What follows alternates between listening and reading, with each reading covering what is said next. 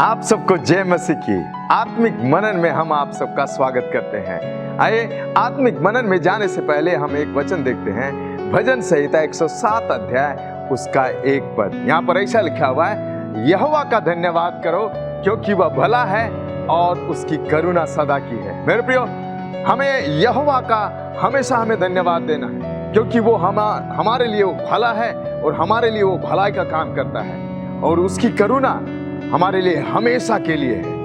एक दिन के लिए नहीं, एक हफ्ते के लिए नहीं, लेकिन जीवन भर के लिए उसकी करुणा हमारे जीवन में बनी रहती है। इसलिए आइए हम उस प्रभु को धन्यवाद दें। आइए आत्मिक मनन में जाने से पहले हम प्रार्थना करते हैं। स्वर्गीय पिता, हम तेरे धन्यवाद देते हैं। महान सामर्थी परमेश्वर प्रभु, हम हर एक तेरे प्रिय लोगों को आपके हाथ में हम सौंप देते हैं। तेरी आशीष और सामर्थ और तेरी करुणा प्रभु हर एक के ऊपर में अद्भुत रीति से होने पाए, क्योंकि तूने अपने वचन में कहा है प्रभु, यहोवा का धन्यवाद करो क्योंकि उसकी करुणा सदा के लिए हमेशा के लिए है प्रभु। इसलिए हम तुझे धन्यवाद देते हैं। आगे के समय को प्रभु तेरे हाथ में सौंपते हैं। प्रार्थना मांगते यीशु के नाम में, आमीन। आराधना तेरी आराधना। अपनी परिस्थिति में उसकी आराधना करेंगे। शु मेरे तेरी आराधना, ओ आराधना तेरी आराधना। यीशु मेरे तेरी आराधना, आराधना तेरी आराधना। इस स्थान में उसकी आराधना करेंगे। यीशु मेरे तेरी आराधना, ओ आराधना तेरी आराधना।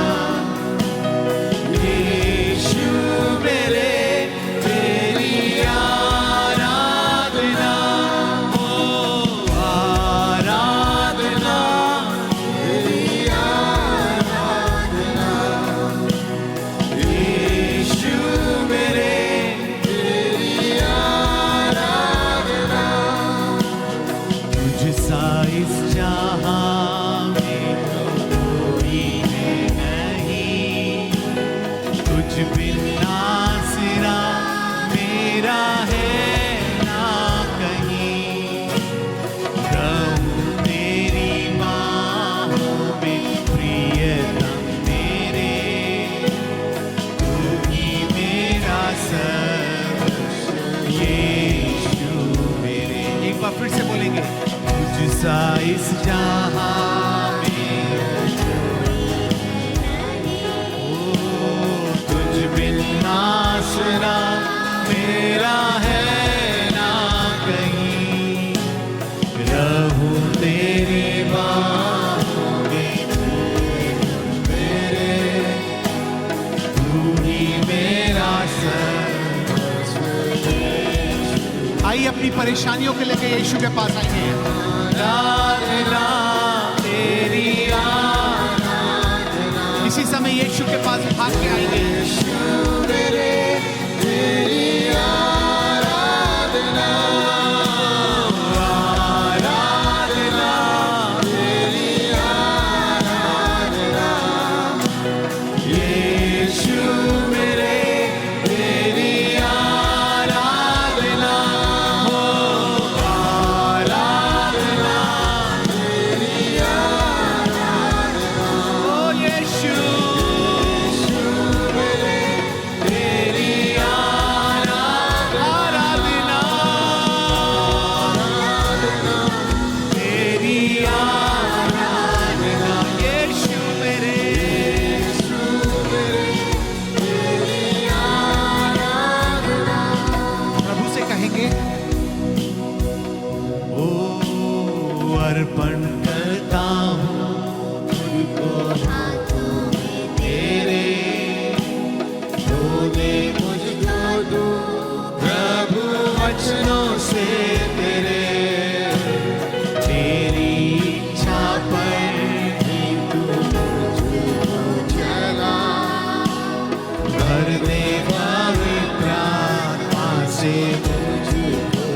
बार फिर से गाएंगे, अर्पण करता हूँ मैं, करता हूँ तुझको तेरे, रो दे मुझको तू प्रभु वचनों से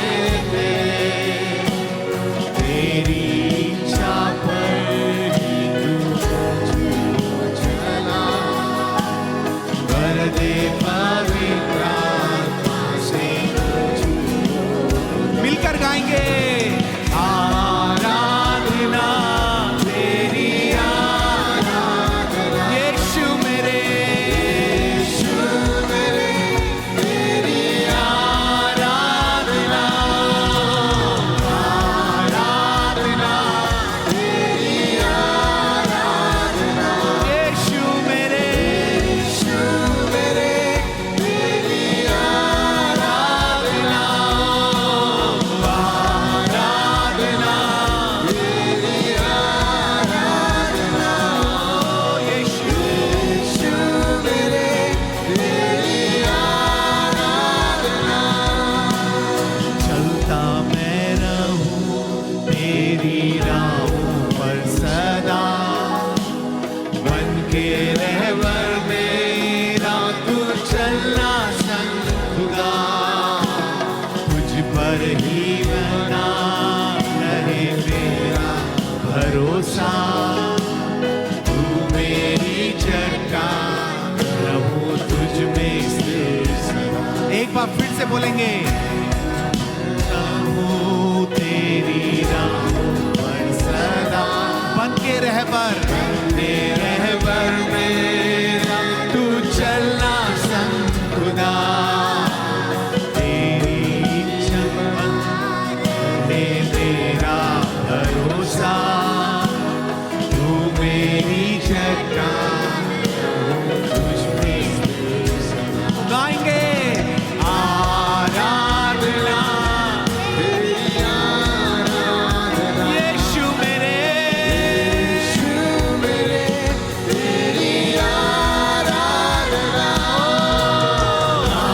आराधना तेरी आराधना, यीशु मेरे, यीशु मेरे, तेरी आराधना, आराधना तेरी आराधना, यीशु मेरे, तेरी आराधना।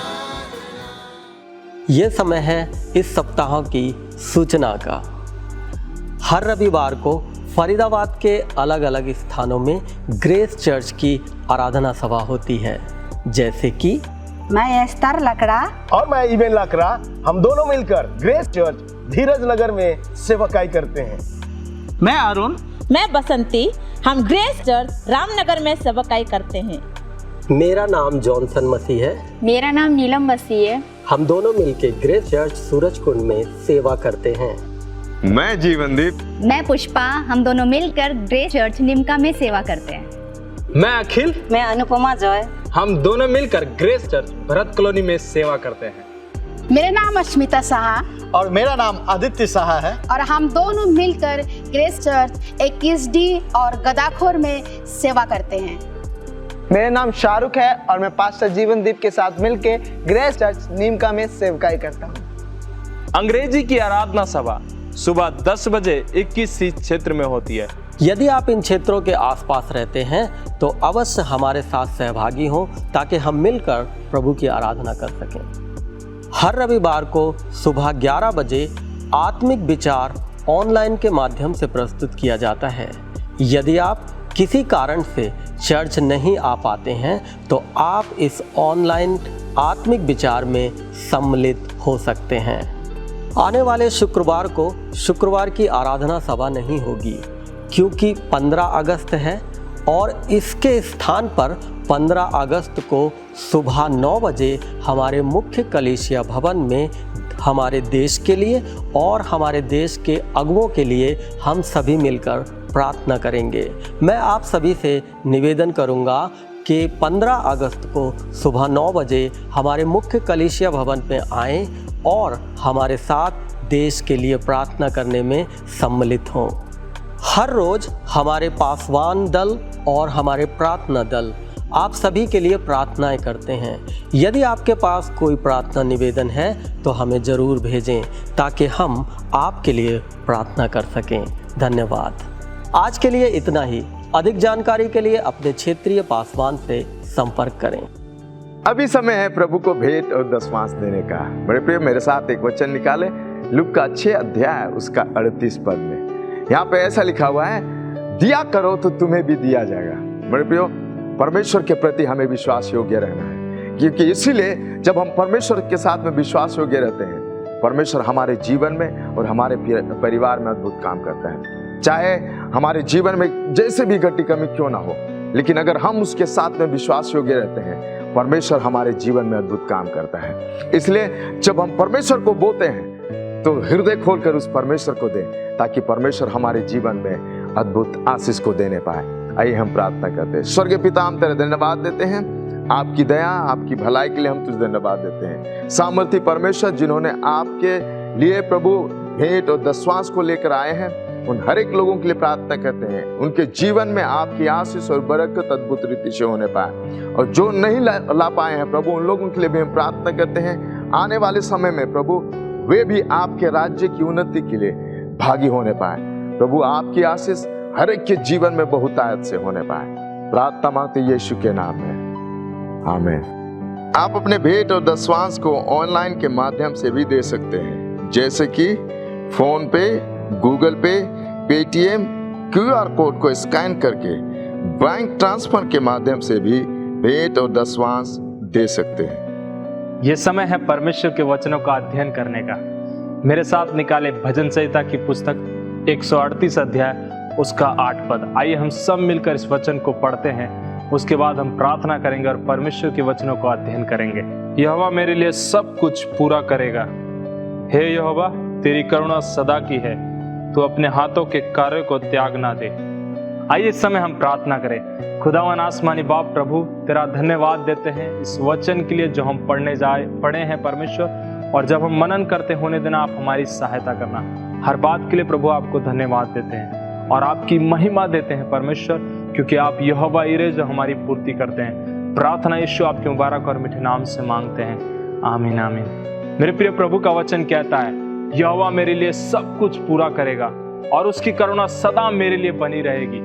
परमेश्वर का वचन कहता है, दाऊद इस बात को जानता है कि परमेश्वर मेरी पूर्ति करने वाला है। आज आपके जीवन में इस बात को हम समझाएं कि हमारे जीवन की पूर्ति करने वाला परमेश्वर है। कोई मनुष्य हमारे जीवन के लिए कुछ नहीं कर सकता। हम किसी के सामने भी हाथ फैलाए, वो हमारे को तसल्ली, दिलासाएं दे सकता है, पर सब कुछ नहीं कर सकता, क्योंकि केवल परमेश्वर है जो हमारी जरूरतों को पूरा करता है।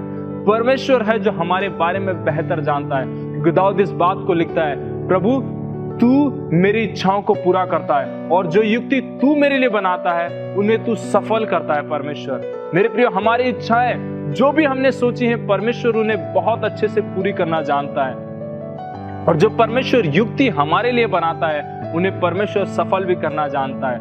मेरे प्रियो, एक कहानी से मैं आपको बताऊंगा। अब्राहम और उसके बेटे इसहाक के बारे में आप बहुत अच्छे से जानते होंगे। आपने बहुतों से सुना होगा इसके बारे में, पर हम इस बात पर जोर डालेंगे। बाइबल बताती है, अब्राहम जब परमेश्वर की ओर से शब्द को सुना कि अपने बेटे की कुर्बानी मेरे लिए दे दे, अब्राहम हो सकता है थोड़ा सा उदास हुआ हो, निराश हुआ हो। इस उम्र में जब मुझे परमेश्वर ने पूर्ति किया, उसी उम्र में परमेश्वर मुझसे वापस मेरे संतान को मांग रहा है। पर परमेश्वर का वचन कहता है, अब्राहम विश्वास योग्य रहा, आज्ञाकारी रहा, और वो अपने बच्चे को ले जाकर पर्वत पर परमेश्वर के लिए कुर्बानी देने के लिए तैयार हो गया। बल्कि परमेश्वर का वचन इस तरह से कहता है, जैसे उसने छुरी उठाई उसको मारने के लिए, प्रभु का वचन कहता है उसको स्वर्गदूत ने आकर रोक दिया। और प्रभु ने कहा सामने की ओर देखता है। जब वो सामने की ओर अब्राहम ने देखा कि क्या देखता है, अब एक झाड़ी के अंदर भेड़ फंसा हुआ है और उसे लाता है, कुर्बानी करता है, परमेश्वर को धन्यवाद की बलि चढ़ाता है। मेरे प्रियो, उस समय यहोवा इरे कहकर नाम किया जाता है। परमेश्वर का वचन कहता है यहोवा इरे जो पूर्ति करता है। आज हमारे जीवन की कैसी भी परिस्थितियां हों, परमेश्वर पूर्ति करना जानता है। हम इस बात को लेकर निराश ना हो, कैसे होगा, हो सकता है अब्राहम इस बात को लेकर सोचा होगा कि परमेश्वर ने इस समय मेरे को संतान दिया और अभी मांग रहा है। दुख की बात है, क्योंकि इस उम्र में एक बड़े संतान को होकर जब वो संतान बड़ा हो गया है, इस उम्र में अब्राहम को उसको सहायता करनी चाहिए, अब परमेश्वर से वापस मांग रहा है। कई चीजें हमारे जीवन में ऐसी हो सकती हैं, पर हमें चिंता करने की जरूरत नहीं है, क्योंकि परमेश्वर कहता है कि वो मेरी इच्छाओं को पूरा करेगा। क्योंकि प्रभु का वचन कहता है वो मेरी जरूरतों को पूरा करेगा। क्योंकि परमेश्वर का वचन कहता है उसकी करुणा हर समय मेरे जीवन के लिए सदा बनी रहती है। चाहे परिस्थितियां कैसी भी हों, उसकी करुणा आपके और मेरे जीवन पर बनी रहती है।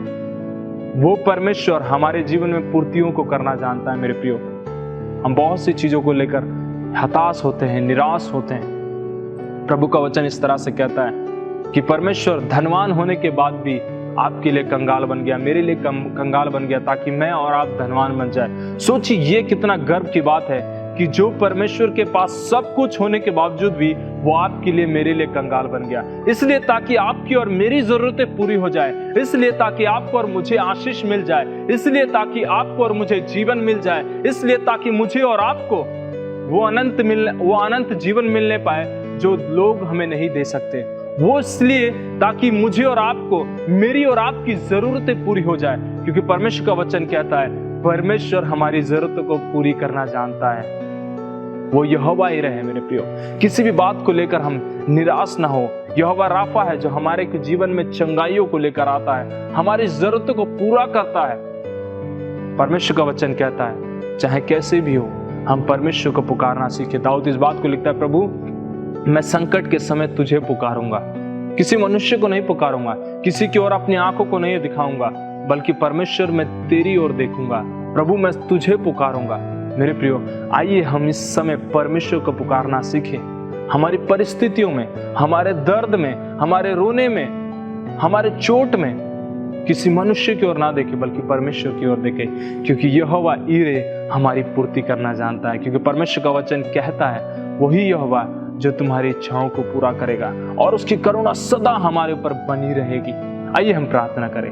आसमानी बाप, प्रभु तेरा धन्यवाद देते हैं इस बात के लिए कि हम इस बात को जानते हैं कि आप यहोवा ईरे हैं जो हमारी पूर्ति करते हैं। परमेश्वर प्रभु होने दीजिए, यदि कोई हमारे साथ ऐसा व्यक्ति जो नया प्रभु देख रहा है इस बात को, प्रभु उसे आप आशीषित कीजिए। किसी भी बात से वो निराश है, किसी भी बात से वो हताश है, परमेश्वर होने देना, आप उनके साथ खड़े होना प्रभु, तसल्ली देना, सुकून देना परमेश्वर, आप उनकी सहायता करना, उनकी जरूरतों को पूरा करना प्रभु। हर चीज तेरे हाथों में सौंपते हैं, सबके जीवनों में तेरी बरकत की घोषणा करते हैं प्रभु। हर बातों के लिए आपको धन्यवाद देते हुए प्रार्थना यीशु आपके मुबारक और मीठे नाम से मांगते सबने कहा आमीन आमीन। प्रभु आप सबको आशीष दे। फिर से मिलेंगे हम एक नए विचार के साथ अगले रविवार को।